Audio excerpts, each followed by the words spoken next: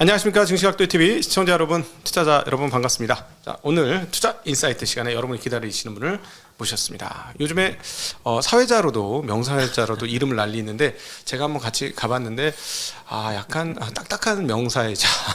네, 지금 연합인포맥스에서 카페 빈센트를 운영하고 계신 빈센트 모시도록 하겠습니다. 어서 오십시오.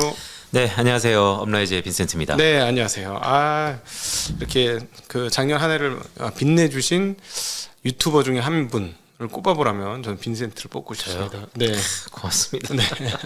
그리고 저 지난번 마지막에 작년 연말께 나오셔서 11월인가요? 그때 나오셔서 이제 톤을 바꾸셨어요. 맞습니다. 그죠? 근데 진짜 톤이 바뀌었어요. 올해 들어와서. 자, 올해와 작년의 가장 큰 차이점이 과연 뭘까요? 연속성장으로 이어지는 상황인데. 뭐 연장선상에 있는 거죠. 네. 연준과 시장의 동상이몽. 어느 한쪽은 부러져야지 해결된다라는 치킨 게임. 네. 네. 과잉 긴축과 과소 긴축에 대한 싸움. 그렇죠. 인플레이션과 경기에 대한 베팅. 네. 뭐 이런 것들이 이어지고 있는 것 같고요.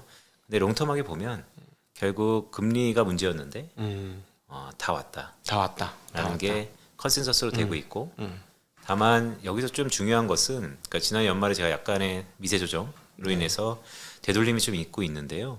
지금의 되돌림이 좀 재밌는 것은 이런 겁니다. 경기 침체 가능성이 높고 네.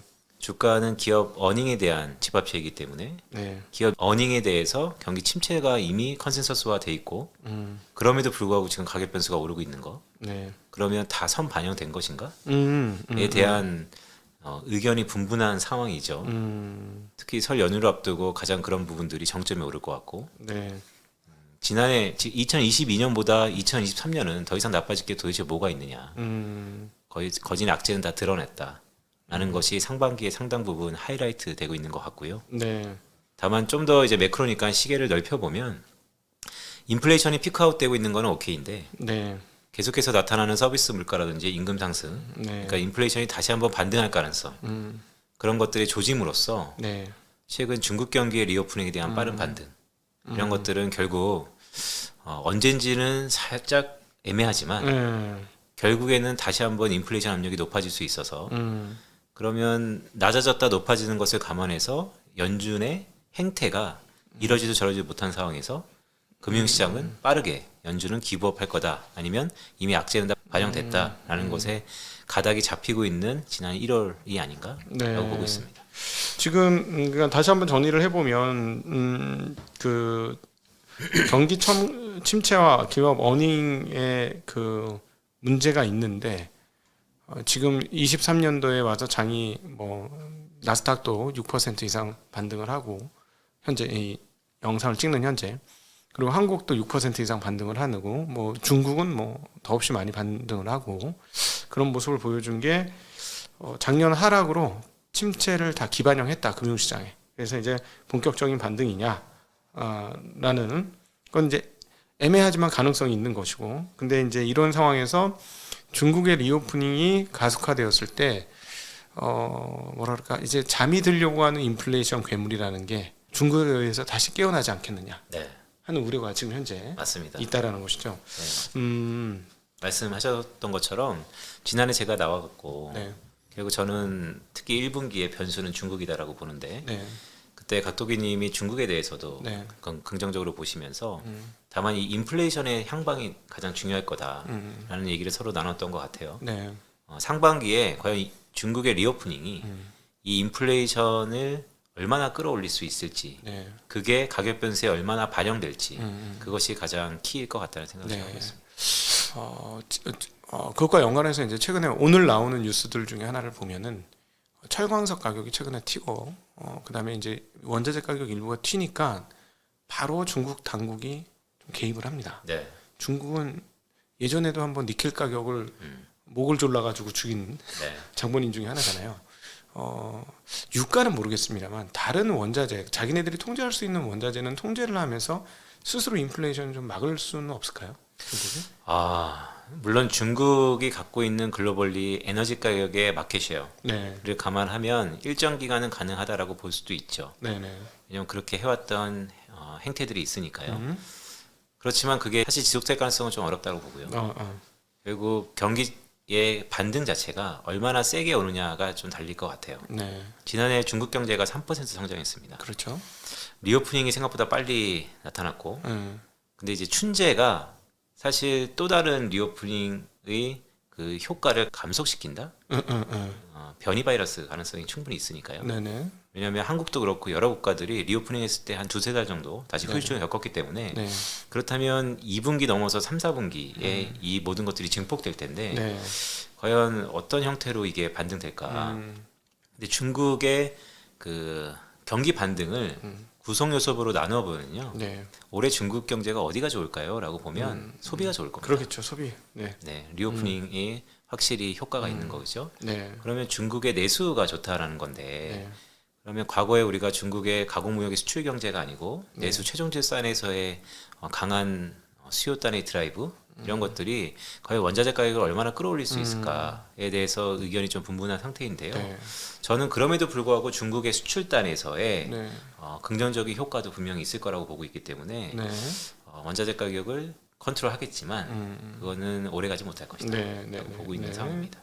그러면 지금 말씀을 들어보면 1분기가 피크네요.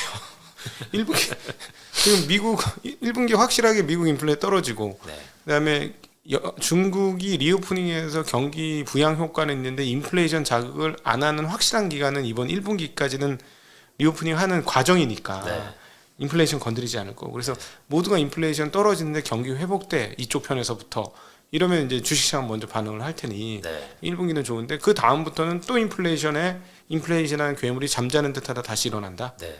과연 근데 작년만큼 일어날 수 있을까요? 그것이 지금의 긍정적인 네. 분위기에서 작년만큼은 아닐 것이다. 네, 네, 확실히 레벨이 다운될 것이다. 네, 그리고 미국의 연준도 지금의 높은 수준에서의 뭐 터미널 레이트가 뭐 5% 초반이냐 중반이냐 네. 그 세무 좀 분분하지만 네, 5% 수준에서 크게 올라가지 않을 것이다 라는 것이 이 위험 선호를 자극할 수 있다 네. 라고 보고는 있습니다. 하지만 이제부터는 저의 전공이 이제 실물 경제인데요. 네, 네, 네. 실물 경제가 우리가 생각하는 것보다 그렇게 소프트 랜딩으로 그러니까 소프트 리세션으로 네. 갈 것이냐에 대해서는 여전히 저는 의견이 분분해요. 예, 예, 예. 그러니까 확언할 수 없는 상황이에요. 네, 나오는 데이터들을 봐야 됩니다. 예, 예. 모든 데이터들은 경기 침체를 보고 있는데 단 하나 고용 지표만 경기 침체하고는 좀 궤가 있죠. 네, 그렇기 때문에 경기 침체가 안 올 수 있다라는 것에 상당 부분 의견이 있는 것도 사실입니다. 네, 네.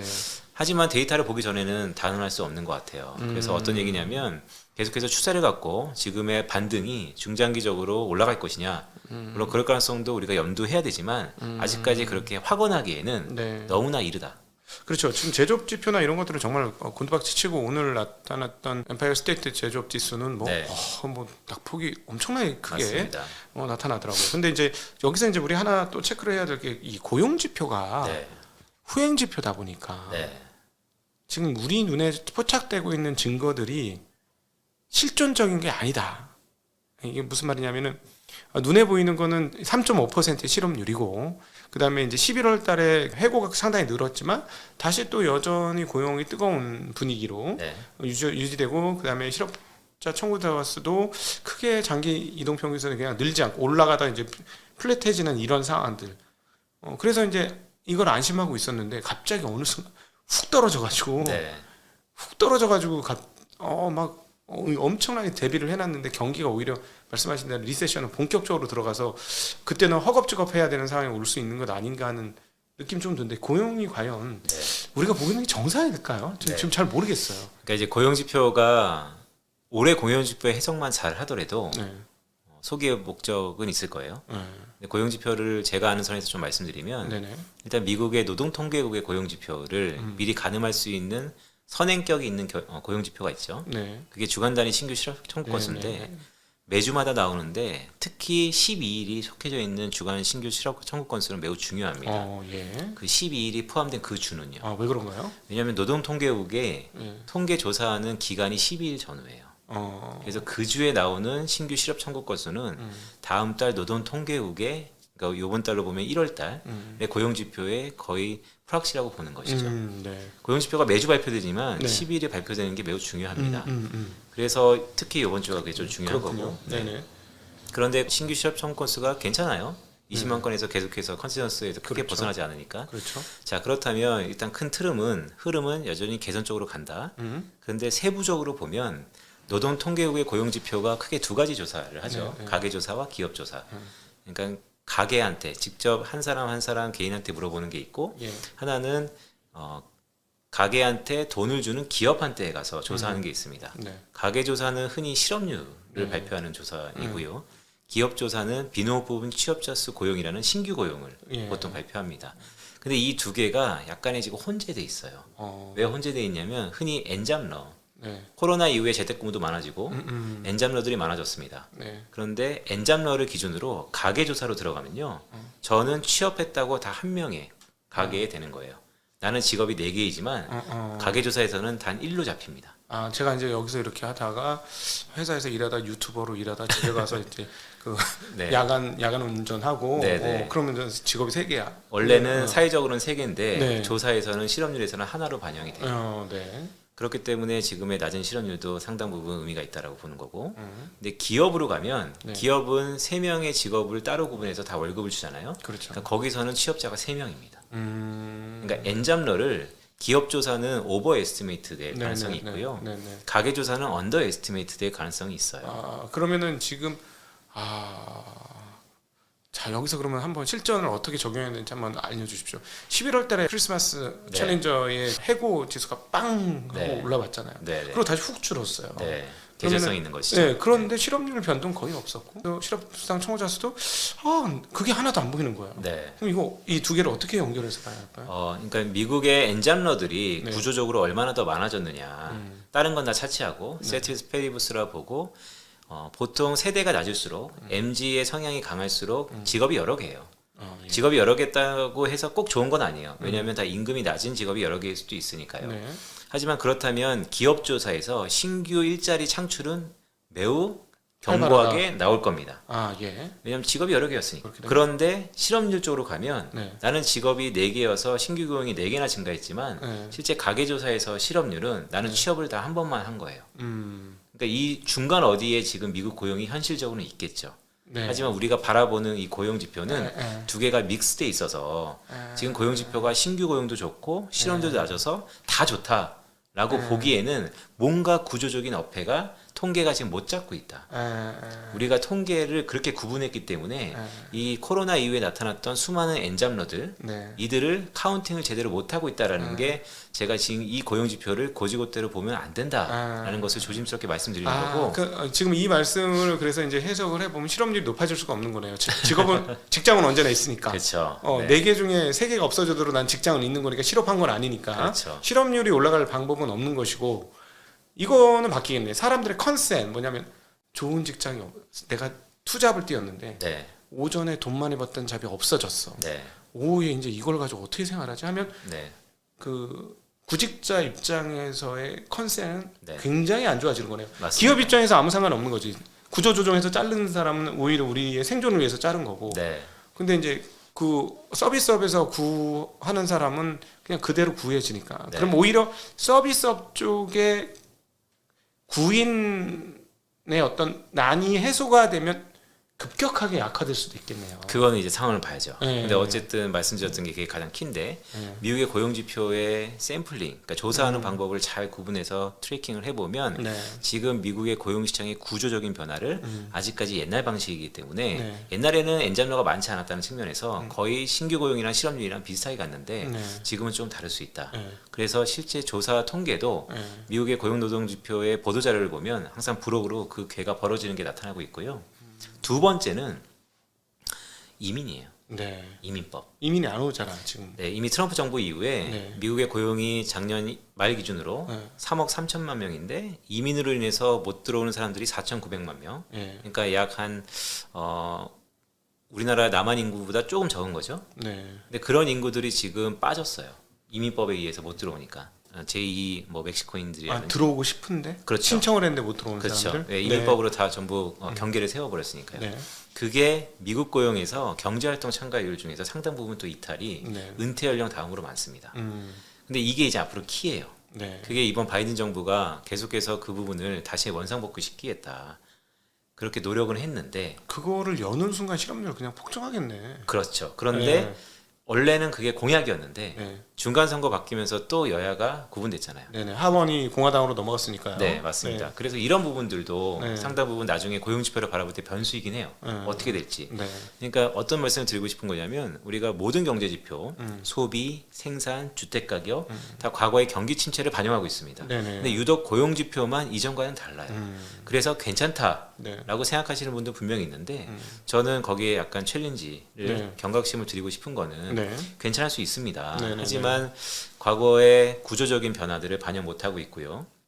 이민법이 어떻게 흘러갈지는 아직까지 모르는 거고 그래서 이 두 가지의 변수를 우리가 감안해서 고용지표를 봐야 되기 때문에 또한 고용지표의 후행성 네. 감안해 보면 급작스럽게 바뀔 가능성도 우리가 열어둬야 된다라는 말씀을 좀 드리고 싶은 것이죠. 실업수당 청구자 수가 안 늘면서도 실업률이 올라올 수 있는 가능성이 있네요.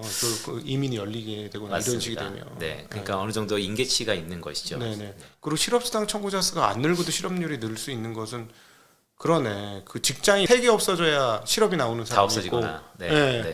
네. 심지어는 직장이 4개 없어져야 실업이 나오거나 어떤 사람 2개 없어져야 실업이 하나 생기는 네. 이런 상황들이 벌어지니까 실업률 데이터가 과거에 비해서는 효용성이 상당히 떨어지겠군요. 그래서 피터슨 연구소에서는 네. 리얼 실업률을 네. 따로 발표합니다. 그러니까 이런 것들을 다 집계 조사를 하는 것이죠. 네. 그래서 현재 발표되는 3.5% 내외의 실업률이 아니고 실제 지금의 미국의 상황을 감안한 실업률은 4% 중후반이다라고 발표를 꽤 해왔어요. 연준이 금리를 올릴 때 이제 속도를 늦추겠다고 한 건 참 방향키를 잘 잡은 거다라는 생각이 더 하면서 그런 생각을 하면서 동시에 굳이 5%나 또 5% 이상까지 올릴 필요가 있는가? 그들이 얘기한 것처럼 바로 내릴 게 아니라면, 바로 안 내린다면, 자존심이 있어라서 바로 안 내린다면 한 번 또는 두 번이 돼야 되는 게 아니냐. 2번 또는 3번, 4번이 아니라 그러니까 4.75나 5.0에서 멈췄다가 실질 그 금리가 플러스가 나는 상황이 온 거니까 좀 기다렸다가 경기 안 좋아지는 걸 봐야지 5.2, 5.5까지 올렸다가 갑자기 실업률이 올라오는 상황이면 이미 늦은 상황이 바로 피봇을 해야 되는 상황이 올 수도 있으니 그래서 저는 네. 네, 말씀드렸던 것처럼 그래서 콜을 어떻게 드리고 있냐면 올해 되게 갑작스럽게 바뀔 것이다. 네. 그러니까 우리가 생각하는 것처럼 어느 정도 시그널을 주면서 바뀌는 게 아니고요. 데이터 디펜던트가 갑자기 바뀔 수 있다는 것을 의미한다는 측면에서 갑작스러운 변화를 우리가 충분히 대비해야 된다는 말씀을 드립니다. 그러면 지금 말씀하신 거에 근거로 금융시장을 돌아보면은 채권 시장 그 생각을 하고 있는 것이네요. 현재 상당 부분 반영되고 있는 거죠. 네. 장기물이 빠지는 걸 보면 네, 채권 시장 입장에서는 우리가 파악한 바로는 연준 너희들이 이미 약간 잘못된 길로 들어섰고 여기서 너희들이 더 올린다고 하나 너희들은 곧 경기가 진짜 침체된 상황들을 보게 될 것이야 라는 게 사실 채권 시장 입장처럼 느껴지잖아요. 채권 가격을 보면 현재 가격 변수가 그렇죠. 예, 예, 네. 그렇게 보니까 누가 부러지느냐 할 때의 당사자는 연준이냐 채권 시장이냐 이렇게 봐도 되겠네요. 맞습니다. 그래서 제가 모두에 시장과 연준의 동상이몽 치킨 네. 게임이라는 말씀을 드렸었고 그게 치킨 게임의 결과는 한쪽이 부러진다라는 게 경각심이 있는 것이에요. 네, 네. 어디가 어떻게 될지 모르겠습니다. 물론 두 개 팽팽하게 몇 년 갈 수도 있어요. 네. 하지만 그럴 확률이 얼마나 있겠느냐라고 보면 지금의 일단 반등은 기술적인 반등으로 오케이. 네. 하지만 잘 보면 경기 침체에 대한 우려가 높아지고 있고 네. 기업의 어닝이 줄어들 수 있다는 것은 기본적으로 깔려 있는데 그렇죠. 왜냐면 지금 실적은 작년 4분기 실적이잖아요. 네네. 올해 1분기가 반영하는 3월 달부터는 또 분위기가 좀 다를 겁니다. 네. 물론 그때 가서 오케이 실적 안 좋은 거 다 알아. 안 좋잖아. 그런데 이제 좋아질 거잖아. 예, 예. 라는 것으로 장밋빛을 당장에 보기에는 너무 이르다. 지금 4분기 실적을 보고 네. 아직 1분기 실적과 여차하면 2분기 실적까지 우리가 확인해야 되는 3분기 초반에까지의 시계를 모두 데이터를 보고 해야 되는데 네. 미리 움직이는 것도 물론 중요하지만 예. 지금은 너무나 팽팽한 줄다리기 선에서 그렇게 미리 포지션을 하는 것은 좀 위험하지 않을까? 차라리 연준이 맞으면 금융시장, 특별히 주식시장은 다행일 것이고 네. 근데 연준이 틀리고 채권시장이 맞으면 주식시장은 한번 회오리 바람이 한번 불어야 되는 상황이다. 그렇고 또 이런 게 있어요. 저보다 물론 실전 투자를 많이 하셔서 잘 아시겠지만 오를 때는 다 좋은데요. 내릴 때는 그 형태가 다릅니다. 네. 국가마다 산업마다. 네네네. 네, 그래서 지금은 오르고 이제 내릴 텀이 일단 있다라는 것이죠. 지금 말한 거는 사실은 미국을 중심으로 저희가 얘기를 한 겁니다. 근데 올해 들어와서 전 가장 큰 차이는 환율 시장에서도 보여졌습니다만 미국 달러 약세가 거의 뭐 구조적인 상황으로 이렇게 네. 나타나니 이걸 어떻게 봐야 한다 할 때 아시아권과 모르겠습니다. 일본까지 아시아에 포함해야 될지 모르겠습니다만 아시아권과 미국권을 조금 나눠서 봐야 된다. 네. 이렇게 생각하는 네. 생각도 많이 들고 그렇게 말씀하시는 분도 있어요. 여기에 대해서는 어떻게 생각하십니까? 거기에 근저에는 이제 달러 약세의 향방이 결과일 수 있어요. 네. 달러는 스마일 될 거라고 올해 보는데요. 스마일은 달러가 강해진 국면, 약해진 국면, 강해진 국면은 동반으로 갖고 있습니다. 네. 경기 침체가 오거나 미국이 금리를 빨리 올리면 달러는 강세일 거고요. 이 모든 것들이 반영해서 다 녹아져 있으면 달러는 약세일 겁니다. 네네. 지금이 약세의 국면에 들어가고 있는 것이고 네. 또 공교롭게 달러 인덱스를 구성하는 유로화라든지 엔화는 오늘 약간 해프닝이 있었죠. 네. YCC를 그대로 고수했으니까. 네. 하지만 하루 이틀 지나면 다시 한번 일본 BOJ의 YCC 폭 확대가 또 반영이 될 거예요. 그러니까 기본적으로 달러는 약세 압력이 좀 높아지는 건데 하나하나 좀 따져보면 네. 유로화가 왜 약간 강세였지? 라고 보면 물론 내림폭이 컸으니까 일부 반등이 있는데 지금 유럽의 스태그플레이션이라고 감안했던 유럽 경제가요. 스태그플레이 아니죠. 생각보다 독일 경제가 네. 지금 플러스권에 4분기가 지켰고 네.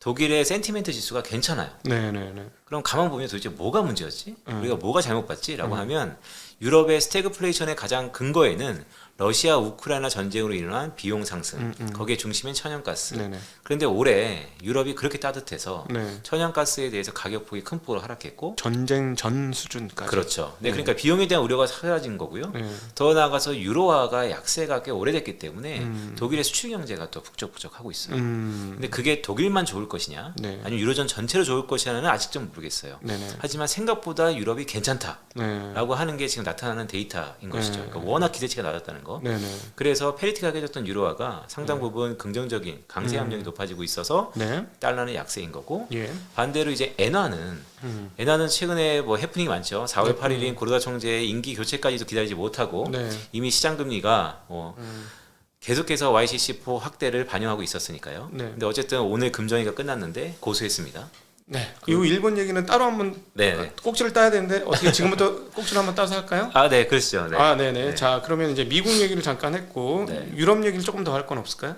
유럽은 그래서 네. 두 가지인 것 같아요. 예. 그러니까 유럽이 페리티가 깨진 상태에서 스태그플레이션이 많이 반영됐다는 것 같고, 근데 나오는 경제 데이터를 보면 그것보다는 좀 괜찮다라는 게 많이 나오고 있습니다. 지금이 네. 매우 중요한 순간인데요. 왜냐하면 환율 침해에서 그렇습니다. 네. 그렇다면 유로가 강세가 될 것인가에 대해서는 되돌림이 충분히 있을 것 같은데요. 네. 문제는 독일은 괜찮을 수 있다 구조적으로. 네네. 근데 그게 여타 국가가 다 괜찮을까에 대해서는 저는 여전히 불안하다. 금리는 어떻습니까? 금리요. 예, 유럽 금리. 네, ECB 자체가 예. 결국 미국의 행보를 따라갈 거라는 게 기본적인 컨센서스죠. 네. 터미널 레이트는 확실히 달라요. 네. 왜냐하면 국가적인 수도 다르고 펀더멘탈 상황도 다르고. 네. 하지만 미국은 스탑 앤 퍼즈로 가는 상황에서 예. 유럽 ECB는 얼마나 빨리 오를 수 있을까에 대해서 기대감이 높은 것도 사실인데 네. 문제는 유럽은 미국처럼 많이 못 올릴 것 같다. 그렇죠. 4%까지 올리기에는 체력이 네, 될까요? 맞습니다. 네. 그렇기 때문에 유럽도 애매해지는 것 같아요. 네. 지금의 통화 정책에 대한 기대는 유럽은 오히려 미국만큼 빠르게 네. 사그라들 수 있다라고 보고 있습니다. 그럼 유로화의 강세 과정들은 상당폭 진행되었다. 일부 많이 진행되는 것 같아요. 네. 그런데 여기서 이제 추세적으로 네. 다시 한번 페리티를 회복하고 위로 올라갈 수 있을 것이냐를 놓고 보면 사실 환율 전망이 되게 어렵긴 한데 네. 유로화가 조정받았던 트리거들 네, 네. 그것들이 러시아 우크라이나 전쟁의 긍정적인 효과, 긍정적인 전망을 차치하고 나면 배제하고 나면 크게 달라진 건 없다. 그러면은 여기서 예를 들어 우크라이나 전쟁이 만약에 해소가 된다면 그 전쟁 전에 그 가격 그 환율 상황까지도 네. 갈 수 있는 여건 다른 여건은 비슷하기 때문에 네. 그렇게도 갈 수는 있다 이렇게. 그렇죠. 예, 네. 뭐 이제 전쟁이라는 이슈가 계속 살아 있으면 계속 변수가 왔다 갔다 영향을 미칠 거니까 그거는 네. 그 전과는 좀 다를 것이고 네, 네. 예, 그렇게 보면 네, 될까요? 그러니까 유럽은 재밌는 게 많아요. 왜냐하면 유럽의 영국은 거의 실물 경제는 스태그플레이션을 네. 감안했는데 주가는 엄청 좋아요. 주가 신고가죠. 네. 그러니까 이 아이러니한 현상들이 예. 다 반영됐나? 얘가 싶을 정도로 약간의 허수가 좀 있다라고 보는데 예. 이게 허수가 아니고 진짜 신호일 수는 있죠. 하지만 투자는 확신이 아니고 확률이지 않습니까? 네. 그럼 좀 더 두들겨 보자. 어, 다듬어 보자. 예, 그리고 이제 또 하나는 그 중국과 유럽의 어떤 교육 관계의 양이 워낙 많기 때문에 맞습니다. 지금 뭐 저희 회사 이선엽 이사께서는 유럽 여행을 갔더니 중국 사람들 때문에 관광지에 발 디딜 틈이 없다. 네. 쇼핑센터에 발 디딜 틈이 없다.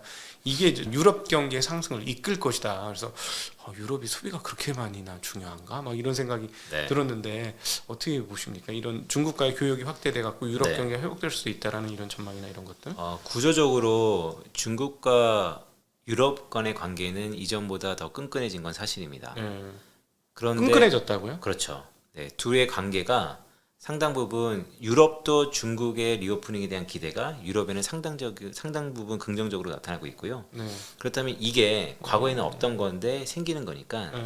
일부 긍정적인 효과가 있는 건 사실이에요. 네. 근데 결국 실물 데이터를 놓고 보자라는 것을 미리 센티멘트나 그런 개선이 나타났다고 해서 이미 좋아질 거야라고 얘기하기는 예단하기는 좀 어려운 국면이라고 여전히 저는 좀 보수적으로 가져가고 싶습니다. 그럼 유럽의 지금 주가 상승이나 이런 모든 것들은 약간 상당 부분 기대감에 의한 선반영들이 이루어지고 있다. 일단 그렇게 보는 가장 큰 이유는 미국하고 다른 이유는 펀더멘탈. 네. 결국 펀더멘탈에 수렴하지 않겠느냐. 네. 미국에 비해서 확실하게 체력이 약한 게 유럽이기 때문에 네. 미국 뭐 올라간다고 그렇게 올라가기도 힘들고 그것 덕분에 뭐 금리도 그만큼 올리기는 힘들고 네. 너무 많이 떨어졌기 때문에 반등하는 것까지는 오케이나 네. 뭐 이게 추세적인 상승이나 세계 경제를 이끌 만한 성장의 동력이 되기는 어려울 것이다. 유럽이. 네, 왜냐하면 말씀주셨던 것처럼 유럽이 좋은 여러 가지 이유 중에 중간에는 중국의 경기 개선이 있는데요. 중국 좋아질 거예요. 네. 다만 중국을 또 이런 시각으로 보는 사람도 있어요. 너무 일찍 리오프닝이 됐기 때문에 네. 춘제 이후에 한 2, 3개월은 고생할 거다. 그리고 4, 5월부터는 정책의 효과 때문에 괜찮아질 거다. 네. 그런 유럽은 먼저 괜찮을 거라는 기대가 있었는데 실제 한 2달 쉴 수 있고 다시 한번 그게 부스팅 될 수 있으니까 이런 것들이 먼저 좀 선반영됐다는 느낌이 좀 있고요. 그러니까 예. 실체가 없이 기대감으로 네. 그 부분이 있고 두 번째는 중국의 성장 엔진이 사실은 꺼지고 있다라고 보는 시각이 맞는 것 같아요. 왜냐하면 중국의 성장 엔진이라는 것은 전 세계 최고의 싼 인건비를 갖고 있던 인구였는데 네. 공교롭게 2023년을 기준으로 인도가 중국의 인구를 추월하죠. 예.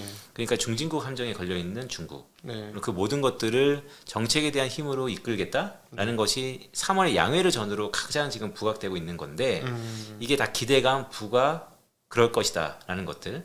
그런 것들이 위험적 선호를 일으킨 건 오케이. 네. 근데 그게 지속될 거냐? 이 지속성 여부는 그런 이제 실물 지표들이 어떻게 움직이는지를 꼭 봐야 된다.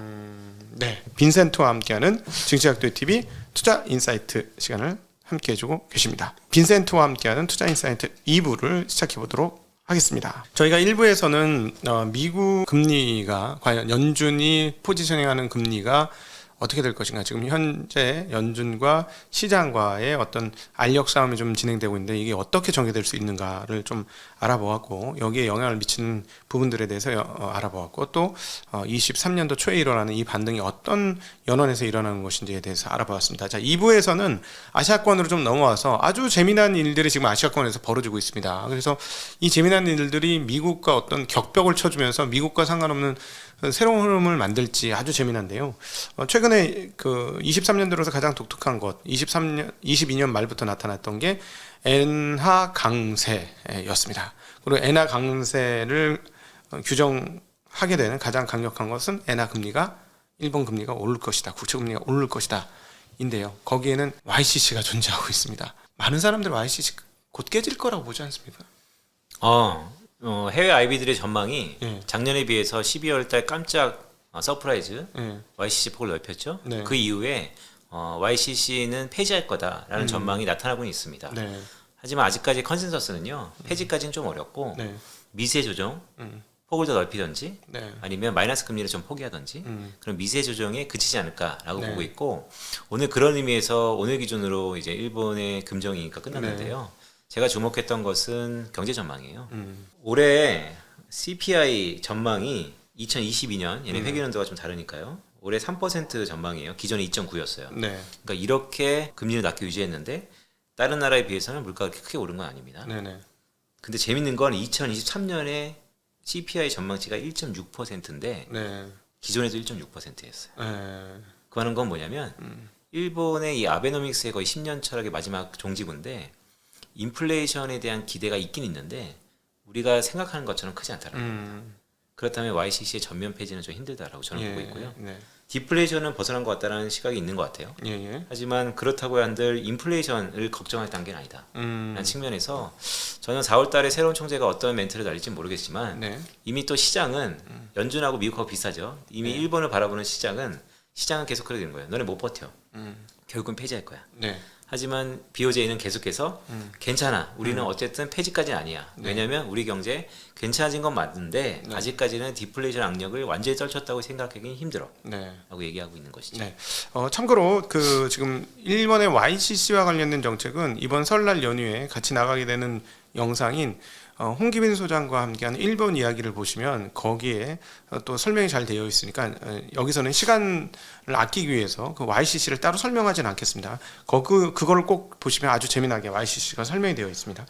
그러면 지금 말씀하신 대로 마이너스 1%에서부터 이제 0.5%까지 이렇게 그 일드 커브를 만들어 놨지 않습니까? 네. 일본에서. 근데 지금 이제 0.25에서 10년물이 0.5까지 금리 허용폭이 올라갔고 네. 지금 말씀하신 대로 마이너스를 조금 올려줘서 이걸 조금씩 올려서 네. 제로금리 해주고 단기물은 제로금리까지 해주고 장기물은 뭐 1%까지 해준다 뭐 이런 식으로 하면 그 누가 뭐래도 그 실질적인 YCC 폐지 아닌가 하는 생각도 좀 드는데. 그러니까 실질적으로 긴축으로 전환됐다라고 보는 것이죠. 네. 그런 것들이 금리랑 또 엔화 강세를 이끌고 있고요. 네. 그런데 그 큰 기조를 보면 여전히 BOJ는 완화 정책을 고수할 거다. 고수할 거다. 큰 틀은. 그러다가 바뀌어도. 그러다가 바뀌면 어떻게 될지 모르는데 네. 그러다가 바뀌어도 네. 그러니까 총재가 누가 된다 하더라도 네. 결국 일본 경제는 바뀌지 않지 않습니까? 네. 일본 경제에 맞춘 통화 정책을 펼 겁니다. 네. 물론 일본 BOJ가 80년대에 일본의 상황과 상관없이 미국과의 모종의 합의 때문에 많은 정책을 바꿨던 경험이 있어서 네네. 또 우리가 한국 사람이 또 일본을 갈 때 미국 속국 아니야? 알아서 네. 되는 거 아니야? 이러니까 그 정책에 대해서 신빙성이 좀 약한데 네. 그래서 기본적으로 일본 경제 상황을 보고 정책을 피는 건데 일본 BOJ가 긴축으로 전환할 만큼 괜찮아졌느냐를 네. 보면 일본 BOJ 자체의 전망이 올해 인플레이션 자체가 1.6%로 지난번하고 변함이 없다. 그렇다는 것은 여전히 완화 정책을 고수할 가능성이 있다. 야 지난번에 근원 인플레이션 보니까 굉장히 높게 나오던데요. 그러니까 제가 잘못 본 줄 알았어요. 네, 그러니까 네. 그 지속성이 약하다고 보는 것이죠. 지속성이 약할 것이다. 네. 네네. 그게 왜 그러냐면 네. 결국 수요단에서의 경제, 그러니까 여전히 일본 경제 성장률 자체가 네. 자신이 없다라는 겁니다. 음. 그러니까 이 일본 마지막으로 얘기를 드리고 네. 싶은데요. 엔화가 강세가 되면 아시아 국가는 좋지 않아요. 네. 네, 일본이 수많은 그 해외 투자들이 네네. 우리나라도 똑같지 않습니까? 우리나라 사업개미들이 지금 워낙 강세라서 상당히 끙끙 앓으실 거예요. 네네 그렇죠. 일본은 해외 투자를 벌써 ODA 기준으로 30년 넘게 해왔으니까요. 어디에 얼마나 뿌려 있는지 몰라요. 네네. 네, 그래서 상당 부분 엔화 강세는 일본의 투자 관점에서 네. 긍정적인 효과보다는 네. 오히려 부정적인 효과가 있을 수 있는 구간이다. 그러니까 그 엔캐리라고 표현되는 저금리의 엔화를 가지고 가서 뭐 외국 금리 주는 거에 투자할 수도 있고 그냥 일반 투자들을 할 수 있고 뭐 대체 투자를 할 수 있고 다양한 투자를 할 수 있는데 일본 금리가 올라가는 순간 리턴할 수 있다라는 것이죠. 그렇죠. 그러니까 이게 마이너스 금리가 줄어드는 것도 리턴 그렇죠. 되는 거. 네. 그래도 리턴이 되겠네요. 네, 맞습니다. 그 실질적인 금리가 올라가는 거니까. 맞습니다. 네. 자, 그러면 이제 일본에 대한 이야기를 했는데 이제 중국에 대한 이야기를 하죠. 저희 증시각도 TV에서는 아시는지 모르겠습니다만 중국 시황을 매일 하고 있습니다. 네. 그래서 저희는 딴 건 몰라도 중국에 대해서는 남들보다 많이 안다. 네. 왜냐하면 알아서 하는 게 아니고 맨날 보니까 맨날 보니까 이런 입장인데 이거는 뭐 거의 뭐 조작적 상황이다라고 표현돼요. 이거 이게 가능한가? 왜냐하면 저희가 분명히 12월 달까지는 제로 코로나를 정말 강력하게 시행하고 풀 것 같지 않은 분위기가 근데 어떻게 안 풀어? 저희 계속 그랬거든요. 근데 풀자마자 한 달 만에 꼭지가 나왔어요. 감염자 꼭지가. 네. 조작이다. 이게 가능한가? 근데 뭐 그러면서 이제 활동성, 모빌리티도 이제 실제로 진짜 올라가요. 네. 이거를 조작으로 표현하기보다는 계획 경제로 표현해야 할 것 같습니다. 중국은 왜냐하면 실제 계획 지표도 경제니까. 바뀌고 있으니까 네. 조작이면 이제 통계치하고 실제치하고 달라야 되는데 실제치가 이제 바뀌어 나오는 거 보니까 이건 조작이 아니고 인위적으로 의도한 그러니까 좋게 말해서 계획된 모든 게 계획된 프로세스 가운데 진행되는 것이다 하면서 이거는 걔네들 경제적으로 너무 어렵기 때문에 안 할 수 없었다라는 생각이 저희들의 생각인데요. 중국 당국이 지금 디자인하고 있는 것처럼 경기가 빠르게 올라갈 것이냐 다 풀어줬거든요. 저희가 마지막 키라고 생각했던 알리바바와 텐센트, 엔트와 네. DD 출신까지 풀어줬어요. 네, DD 출신까지 거의 원복을 해줬습니다. 자, 그러면은 뭐 이제 다 소나기해지고 목줄을 한번 딱 잡았으니까 이제 말 잘 들을 것이고 우리가 하라는 대로 할 것이다 하고 다 이제 풀어줬거든요. 그러면서 이제 민간의 활동성 얘기를 하면서 다 풀어줬어요. 그럼 경기가 정말로 잘 올라갈까요? 중국이? 그러니까 이런 거죠. 그러니까 톤 변화를 잘 보셔야 돼요. 네. 중국을 매일 트래킹하다 보면 중국의 통계보다는 공산당의 의중에 대해서 우리가 주목할 수밖에 없습니다. 네. 왜냐하면 계획 경제다 보니까. 네. 올해 가장 큰 톤 변화는 빅테크 기업에 대한 규제 완화입니다. 네네네. 마인이 가고 빅테크가 온다는 얘기죠. 뭐 여러 가지 썰은 있죠. 마인을 분리시켜서 빅테크를 좋게 본다 여러 가지 있는데 결론적으로 규제를 풀어주고 있다는 게 중요하고요. 그 내수 증장 효과가 있을 겁니다. 근데 문제는 내수 증장 효과는 옛날부터 바랬었는데 이 코로나 때문에 이 변이 때문에 이 부분 때문에 두려웠던 게 결국 춘절 전에 풀어주긴 했어요. 그래서 이 효과가 얼마나 어떻게 나타날지 모르겠는데 분명히 올해 하반기에 긍정적인 빛은 있습니다. 저도 그렇게 보기 때문에 올해 하반기에는 그 부분들이 차고 넘쳐서 인플레이션 압력까지 다시 한번 글로벌리 수출할 수 있을 정도까지 좋아질 거다라고 보는 건데 그 정도까지. 네. 근데 이제 문제는 계속해서 이제 구조적인 현상. 그전하고 동일한 패턴입니다. 네. 이번에 양회는 좀 거대하게 또 이제 정책적 드라이브를 걸 텐데 그래서 특히 2월이 되게 중요한 거죠. 중국 모멘텀이 한국 주식은 거의 선반영해서 작년 연말에 좀 달렸었고요. 이게 지속성 여부는 여전히 좀 불확실해요. 일단 깜깜이가 2분기예요. 이 2분기 동안 기본적으로 리오프닝에 대한 효과와 코로나 재유행에 대한 불안감 이런 것들이 희석되면서 2분기가 좀 깜깜인데 그 모든 것들을 공산당의 정책적 드라이브로 다 그냥 긍정적으로 갈 거냐라고 그냥 떡하니 보기에는 그러면 이전과 중국이 뭐가 달라졌지? 달라진 것들이 꽤 눈에 보인다는 것이죠. 일단은 모멘텀이 중진국 성장률이 들어갔고 4분기 기준으로 2.9% 전년 동분기 대비 증가율을 했지만 전분기 대비는 0이에요. 좀 멈춘 거예요. 사실 제 모형에서는 마이너스 찍을 줄 알았는데 이것도 선방한 거죠. 근데 그것도 정책적 드라이브 보통 연말에 집행이 많으니까 그런 거 다 차치하고 놓으면 아직까지는 민간 쪽의 자생력이 좀 약하다. 그래서 정책으로 들어올릴 수 있는 것은 지속성은 약하다. 그래서 여전히 바뀌는 지표를 보고 판단해야겠지만 지금 모든 것들이 다 선반영돼서 이게 지속성이 있을 겁니까? 라고 보기에는 괜찮아질 것 같은데 얼마나 지속성이 있을지는 모르겠다. 이게 중국을 보는. 지금 작년 9월 저점을 찍고 나서부터 반등을 많이 했고 항생테크는 무려 60% 넘는 상승을 하면서 큰 반등을 했어요. 물론 이제 고점 대비는 아직도 갈 길은 멀긴 하지만 그럼 이것들이 이제 한 1분기 상황들은 이미 선반영을 한 것이다.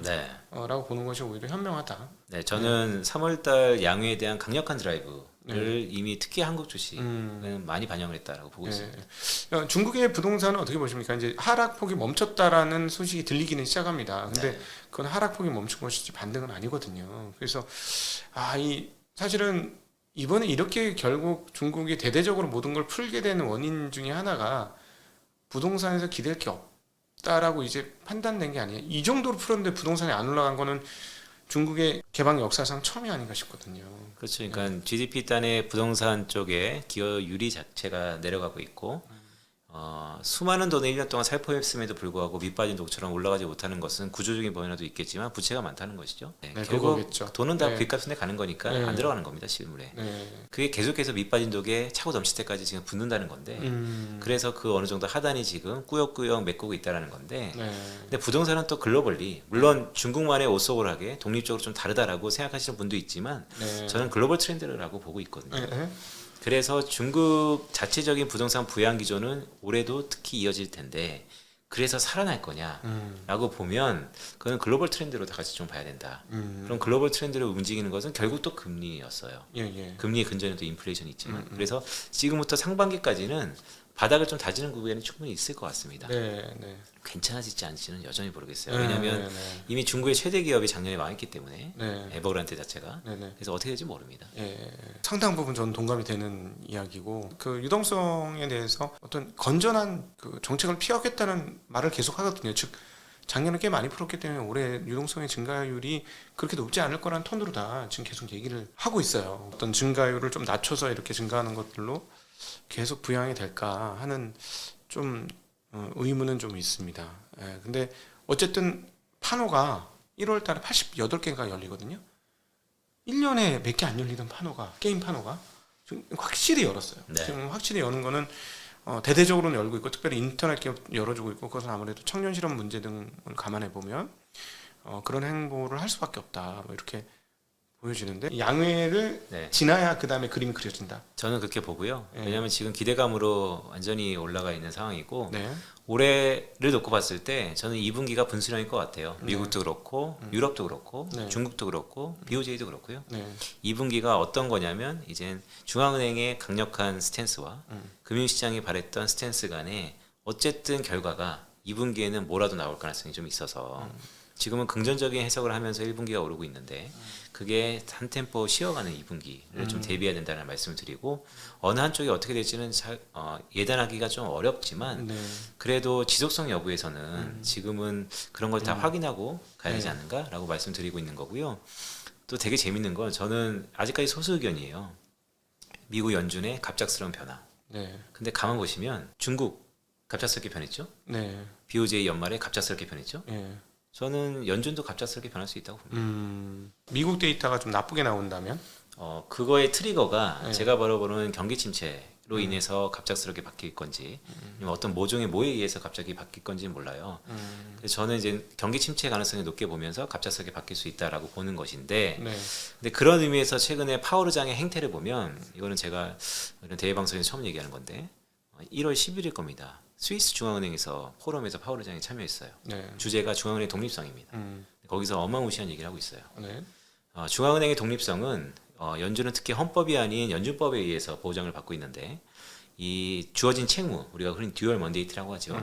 거기에 충실해야 된다. 네. 흔히 금융시장이 바라는 것에 연준의 독립성이 책무랑 권한도 받지 않고 그런 것에 휘두르면 오히려 더 시장에 오해를 살 수 있어서 네.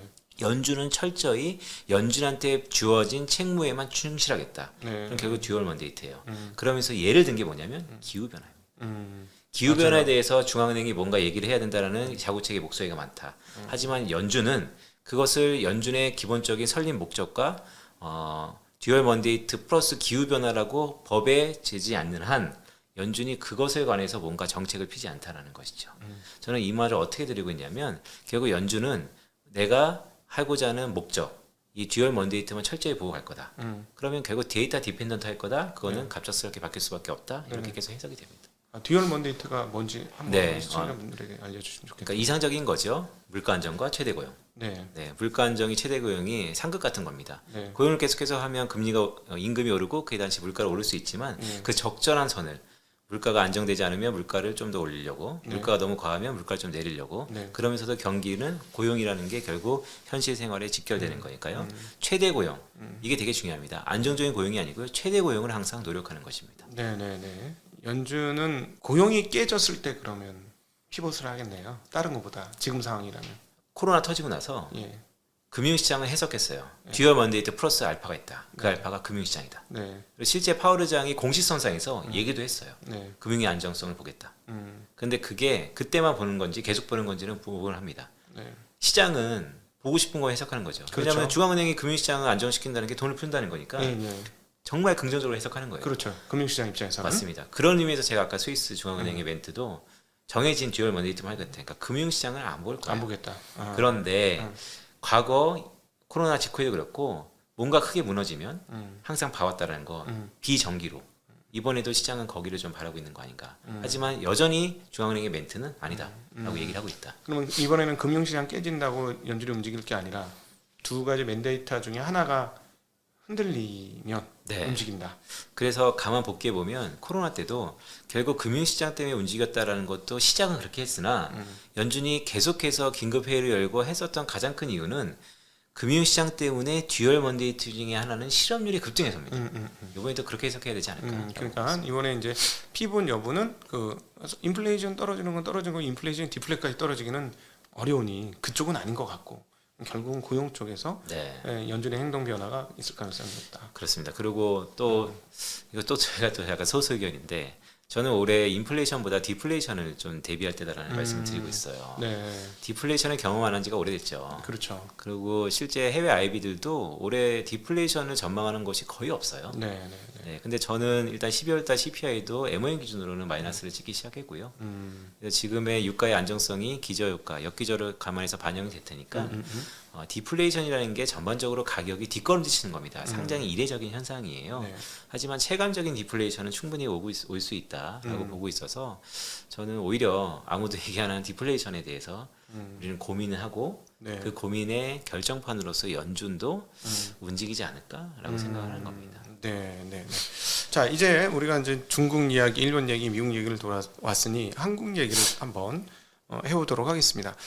자, 한국도 중국의 상승과 더불어서 상승을 했고, 사실은 이번 상승 전에 한국은 너무 허약하기 짝이 없었습니다. 거래대금이 1,900조짜리 거래소 시장에서 5조 남짓 수준으로 거래가 완전히 말라버렸어요. 이거는 정말 말랐다는 표현이 맞는데, 그러다가 갑자기 외국인 들어오니까 올랐고요. 그 사이 이제 외국인들이 그러면 야, 한국 주식이 너무 러블리해가지고 많이 샀느냐 보면 그 사이에 중국 주식을 몇 배나 더 많이 샀습니다. 네. 그러니까 한국 주식을 약 3조를 넘게 사는 동안 중국 주식은 15조를 넘게 샀어요. 그러면은 하나 궁금증이, 결국은 외국인들 투자자들 입장에서 한국은 외국인들 투자가 와야 지금 수급이 해소가 되는 상황이라든 뭐 상승을 바랄 수 있고 여부 결정되는 상황이라서, 그럼 외국인들 봤을 때 외국인들은 한국이 좋아서 샀느냐, 중국 사다가 제대로 못 사니까, 아니면 중국의 일종의 변이 파생 시장으로 생각해서 한국을 샀느냐 하는 고민이 있어요. 네. 물론 이제 바텀으로 따지면 이걸 왜 안 사, 이렇게 싼 거를 할 수 있죠. 삼성전자 이렇게 좋은 회사 이렇게 싸게 거래하는데 할 수는 있지만, 오히려 탑으로 봤을 때 어떻게 해석할 수 있을까요? 규모별로 사는 것 같고요. 네. 중국을 사기 전에 일부 한국 대리 변수 프락시 얘기가 나오니까요. 네. 근데 재밌는 건 외국인 입장에서 한국 시장을 쭉 봤을 때 탑10에 있는 산업들의 특징이 네. 대부분 너무나 시크리컬에 네. 익스포저가 크죠. 그렇죠. 글로벌 경기에 완전히 연동돼 있다는 겁니다. 네. 중국이 괜찮으면 한국도 괜찮을 겁니다. 물론 이전랑 다르죠. 이전랑 구조적으로 다르고 중간재 납품도 사실 달라졌고, 그래도 없었던 것보다는 플러스입니다. 네. 그런데 한국의 전반적인 베타의 속성 자체가 너무나 글로벌리 경기에 민감하니 지금 어떤 곳도 경기 침체가 지속된다라는 뷰에서 바뀐 적은 없어요. 네. 그런 의미에서 떡하니 한국은 전반적으로 대놓고 사기에는 불안한 부분이 분명 있는 것이죠. 그래서 그냥 시총만큼 중국에 대한 기대만큼 사는 것 같고요. 그런 의미에서 저는 이게 좀 더 분수령이 되려면 1월 말 기준일 겁니다. 아마 FOMC 바로 직전에 나올 것 같은데 IMF의 수장 경제 전망이 1월 달에 발표됩니다. 네. 근데 이번 경제 전망은 저는 좀 주목하는 게 있습니다. 뭐가 주목하냐면, 경기 전망이 계속해서 1년 넘게 지금 하향 그레이드 되고 있는데 이게 갑자기 턴어라운드 할 것 같지는 않아요. 근데 최근에 약간의 그 IMF 총재가 신년사에서 톤 조절을 좀 하고 있습니다. 첫째, 경기 침체 없다. 맞아요. 최근에 그 얘기 하셨죠? 네, 그리고 세 가지 가정이 있다. 그 가정이 결국 중국 경제가 돌아섰다. 그러면서 어떤 얘기하고 있냐면, IMF 내부적으로 더 이상 추가 하향에 대한 논의는 거의 마무리된 게 있다. 그러면 저는 IMF, OECD, 월드뱅크 14711 즉 1년에 4번에 걸쳐서 경제 전망을 발표하는데 이게 턴어라운드 되고, 즉 마이너스 전망이 플러스로 바뀐다든지 이 모든 것이 완전히 바뀌었을 때는 늦어요. 왜냐면 모든 실물 경제를 다 보고 나서 판단할 거니까. 네네네. 하지만 이 톤 자체가 바뀌는 것은 상당히 긍정적인 신호거든요. 네. 근데 이번에 어쨌든 신년사에 IMF 총재가 얘기를 한 게 있어요. 네. 그래서 이번에 경제 전망이 발표되면 그 수치 행간에 있는 그 속뜻, 그것을 잘 봐야 되는데, 이번에 만약에 그 톤 조절이 됐다라고 본다면 지금의 기대감을 좀 더 증폭시킬 수 있는 재료이긴 하죠. 네네. 그냥 곧바로 2월 달에 FOMC에서 25 베이스 포인트로 조절할 테니까. 그러면은 결국 이제 외국인 투자 입장에서는 전 세계 증권 시장에서 가장 그 경기 사이클에 민감하고 선행 지표적인 역할을 하는 한국 주식에 대한 베팅이 들어올 수밖에 없을 그렇죠. 것이다. 네, 그런 취지로 저는 해석을 하고 있고, 자, 근데 그것이 모든 재료가 소진되는 2월 중순이 되면 그다음부터 이제 3월 양회까지의 기대감이 다 반영됐다는 측면에서 그럼 이제 실제 실물 지표가 나오는 거를 봐야 되는 그 시기가 좀 있을 거다. 네, 그러면 결국은 여기서도 자체 실력으로 버티려면 실적 하향폭이 좀 둔화된다거나 네. 이런 것들이 나와야 되는데 어렵네요. 아직까지는. 네, 반도체 4사분기는 어렵습니다. 확실히. 반도체 4사분기는 딴 건 다 치우고더라도 워낙 비중이 커가지고 네. 저도 전에 이제 바텀만 하고 내 반도체 큰 주식들을 제가 직접 투자를 잘 안 하기 때문에 관심이 없었는데 이 거시로 보니까 반도체 공부를 안 하면 거시가 안 보이는 상황인 거예요. 네. 바텀이 탑을 규정하는 정도 수준으로 반도체가 워낙 사이즈가 커버리니까. 네. 근데 저는 개인적으로 2, 4분기 중후반부터 괜찮아질 거로 봅니다. 반도체를. 기술적인 측면에서 네, 인텔 영원한 거짓말 같은 제품인 사파이어 래피드가 드디어 출시되었습니다. 네, 서버용이 드디어 출시됩니다. 그러면 그게 기본적인 네. 콜보다는 한 분기 정도 빠르신 거예요, 그렇죠? 그렇죠. 네. 네, 이 사파이어 래피드를 왜 콜하냐면 PCI 그 5.0을 쓰게 되는데 이 PCI 5.0은 이 기존의 4.0에 비해서 그쪽 데이터 전송 속도가 2배가 빨라요. 네. 그리고 또 전성비는 뭐 당연히 좋을 것이고 그다음에 사파이어 래피드의 그 기술적인 내용을 들여다 보면 그동안의 상황이 어떻게 됐었냐면은 구식 무기로 AMD하고 싸웠던 거예요. 아, 96. 아, 네. 이전에 그 사파이어 래피드 이전 버전은 완전 구식 버전으로 싸운 거예요. 뭐 공정도 뭐 14나노 뭐 수준의 굉장히 두꺼운 라인에서 만들었고 얘네는 이미 미세 공정에 들어가 있는 상황이고 이런 상황에서 싸웠기 때문에 당연히 시장을 뺏기는 건 당연했었는데 재미난 게 사파이어 래피드의 PC 버전인 엘더 레이크가 나오고 나서 PC 시장의 AMD의 점유율이 꺾이기 시작해요. 네. 그러면 이게 무슨 말이냐?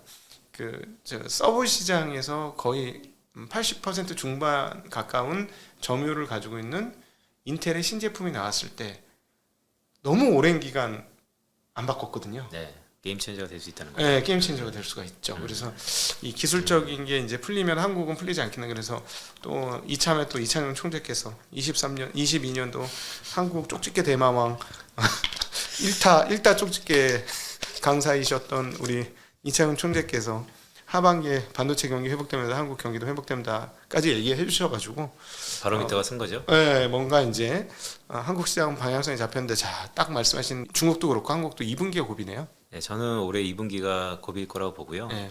2분기에 어느 한쪽은 기부업할 겁니다. 네. 그게 긍정적으로 되기를 저도 바라고 있고요.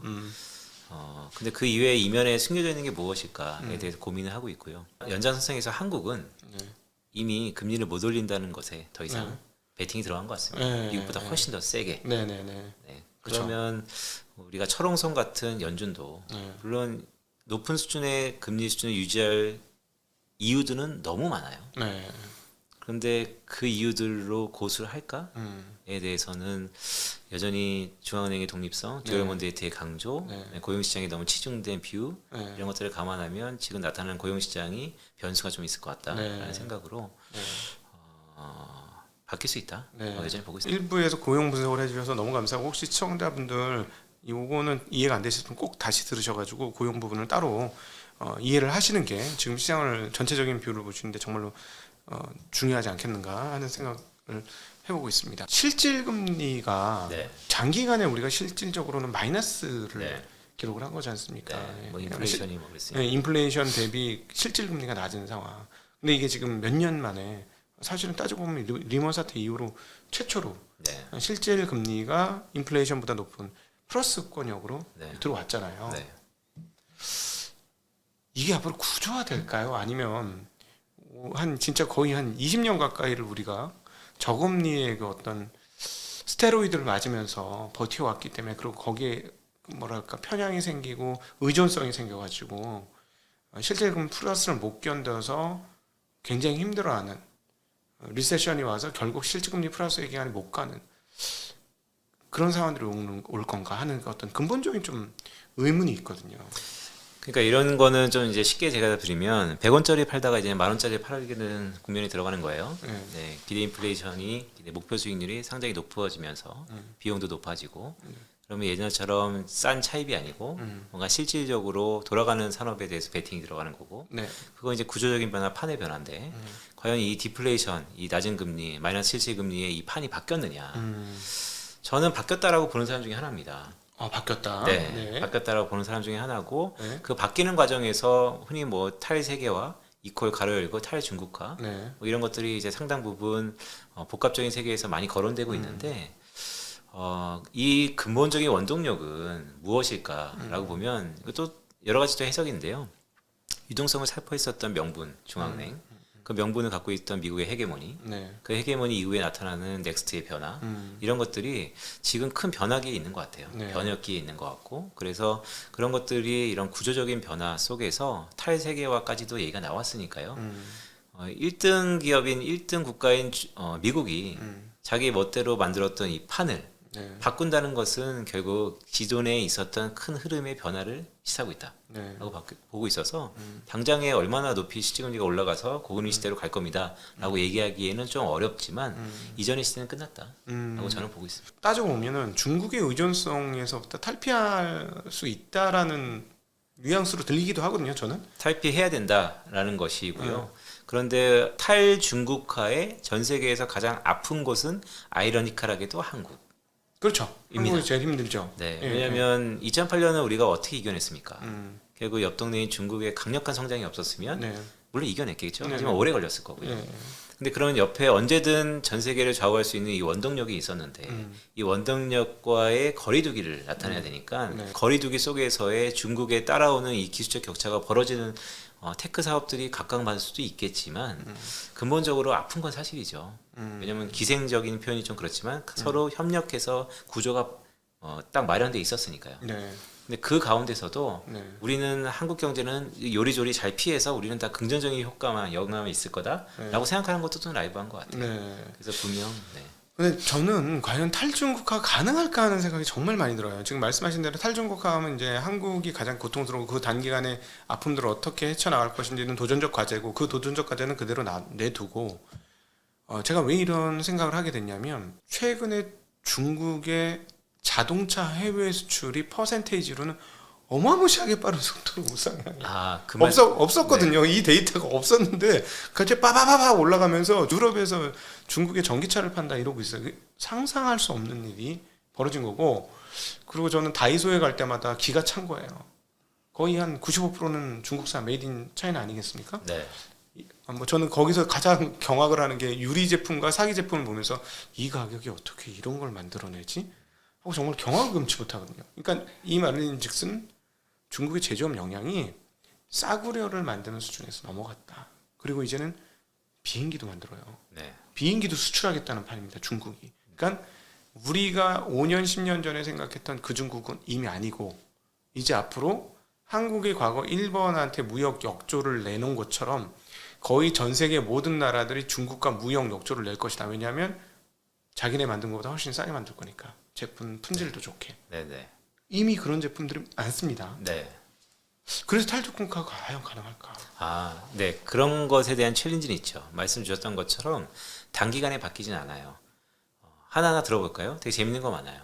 미중 간의 탈세계화, 이거 레토릭이다. 왜냐하면 실제 작년에 미중 간의 교육 규모가 더 늘었어요. 네, 그렇죠. 네. 네. 이건 뭐지? 네. 도대체 얘네들은 뭐 하는 거지? 네. 라고 할 수 있고요. 중국의 상당 부분 기술력의 경쟁력 우위는 또 현실이고요. 네. 이 부분을 경험했던 건 사실 일본일 것 같아요. 일본의 헤게모니가 제조업단에서 한국한테 넘어가고 네네. 물론 소재단은 여전히 가능성이 있지만 그 큰 얼개가 이제 중국으로 넘어가고 중국을 거쳐서 동남아로 넘어가는 이 큰 얼개 속에서 가장 먼저 헤게모니를 뺏겼던 일본은 과연 어떤 걸 느끼고 있을까. 그래서 이럴 때 일본 페이퍼들이 되게 중요하고요. 근데 저는 봤을 때 이거는 우리가 탈중국화를 하고 싶어서 하는 게 아니고요. 해야 될 수밖에 없는 상황이니까 하는 것 같아요. 그거는 또 여러 가지 해석이 있지만 미국이 우리한테 그걸 원하고 있고 네. 우리도 그게 싫지만은 않다라는 생각을 갖고 있기 때문입니다. 만약에 우리가 구조적으로 안 되는 국가다. 네. 시스템 자체가 그게 안 된다. 네. 라고 했으면 우리도 저항이 있었을 겁니다. 네. 그런데 우리는 우리 스스로가 판단을 하는 것 같아요. 어렵다. 어렵고 설사 중국의 헤게모니가 더 커질 수도 있다. 하지만 우리의 그 구조 자체가 첨단 IT에 있었던 미국을 중심으로 하는 이 동맹그룹 여기에 들어가야만 된다라는 것을 어떻게 선택은 시장이 하는 거지만요. 그런 쪽으로 무게가 좀 있지 않는가라고 보고 있습니다. 한국 입장에서는 분명히 그런 상황인 것 같습니다. 그리고 확실히 이제 수출도 애플이 이제 동남아로 공장을 뽑아내기 시작한 동남아 인도로 네. 공장을 뽑아내기 시작했고 뭐 페가트론이라든가 폭스콘도 공장을 인도와 동남아 쪽 베트남 쪽으로 많이 이전을 하겠다는 이야기들이 계속 나오니까 확실히 그런 부분 있는 것 같고 한국도 그래서 선택의 기로에 서 있는 부분이 분명히 많이 있다라는 생각이 듭니다. 자 이제 설날을 맞이한 우리 그 시청자분들께 그리고 작년도에 석패한 많은 투자자분들께 해주시고 싶으신 말씀 네. 듣고 싶습니다. 네, 일단 새해 복 많이 받으시고요. 2022년에 고생을 참 많이 하셨습니다. 저도 뭐 짧은 소회를 갖고 이런저런 뷰를 많이 말씀드렸는데 늘상 제가 처음에 얘기했던 뷰는 여전히 지금도 그렇지만 되게 마이너한 뷰였었던 것 같아요. 경기 침체가 온다고 제가 2022년 9월부터 얘기를 하고 있는데 모형회의에서 이미 지금 경제 침체는 또 컨센서스가 된 거 있고 또 제가 지금은 인플레이션은 빠르게 사그라들고 디플레이션을 걱정할 때다라고 하는 게 어쨌든 정의는 다르지만 미국 기준으로 12월 달에 CPI가 MOM 기준으로 마이너스를 좀 찍고 있고 또 여기서 또 약간 마이너한 뷰 중에 하나가 연준이 2분기에 큰 변화가 있을 것 같다라는 것도 아직은 소수 의견입니다. 근데 제가 얘기 드리는 이 소수 의견들이 어떻게 보면 다 리스크 요인이거든요. 리스크 요인들을 이미 많이 반영하고 가는 시장이라는 게 저는 좀 더 고무적인 것 같고요. 그래서 제가 드리는 이 짧은 소의 이 콜들을 잘 유념하시면서 그래도 2분기에는 뭔가 큰 분수령과 얼개가 결과가 나타날 수 있는 시기일 것 같다라는 말씀을 드리고 싶고요. 그런 의미에서 설 명절을 잘 준비하시면서 2분기에 뭔가 대비는 해야겠다라는 마음을 가지셨으면 좋겠다라는 바람을 갖고 있습니다. 네, 오늘 이렇게 대담을 들으시면서 왜 빈센트가 22년 유튜브를 빛나는 별이었는지 다시 확인하는 시간이 되었고요. 얻는 게 많은 시간이었고 생각할 수 있는 게 정말 많은 시간이었고 깊이와 넓이가 모두 조화된 그런 시간이 아니었나 싶습니다. 너무 귀한 시간 내주셔서 감사하고 앞으로도 저희 증시학도 TV에서 다른 데보다 이렇게 깊이 있는 얘기 계속 해주실 거죠? 알겠습니다. 네, 불러주시면. 네네. 앞으로도 올해 23년에도 우리 빈센트님과 함께 저희 시장에 대한 전망들을 해보면서 여러분의 조그만한 그 가이드가 될 수 있도록 노력하겠습니다. 긴 시간 함께해 주신 시청자분들께 진심으로 감사의 인사를 드리겠습니다. 고맙습니다. 고맙습니다.